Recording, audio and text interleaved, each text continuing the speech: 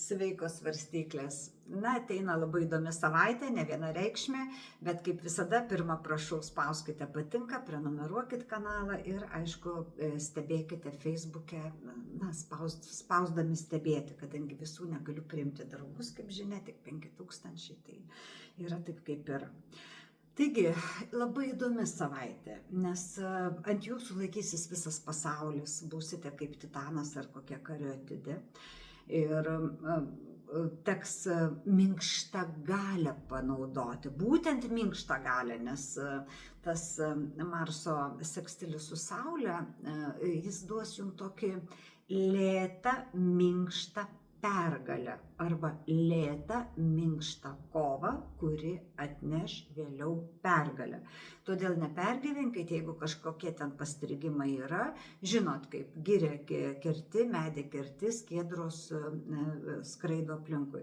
Taip, kad čia nieko nepadarysi, todėl be kažkokių smulkių nuostolių neapseisit, na, moralinių nuostolių kažkokių tai kitų žmonių atžvilgių, bet didžiąja prasme labai teisingas bus bet koks jūsų žingsnis ir kaip nuspręsit, tai bus puiku, nes jūsų intuicija šią savaitę yra puikiai.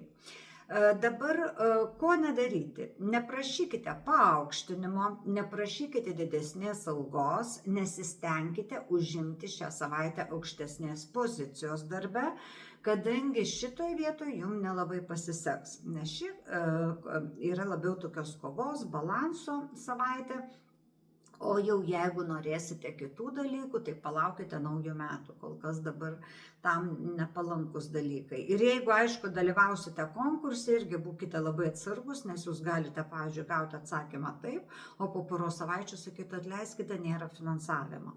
Tai irgi būkite labai atsargus, nes čia yra, ir skaičiuokit labai pinigus, ir labai žiūrėkite, ar tikrai tie pinigai gali įkristi, tikrinkite dokumentus, kadangi visokie galimi nesusipratimai ir su su dokumentais, su popieriais, sakau.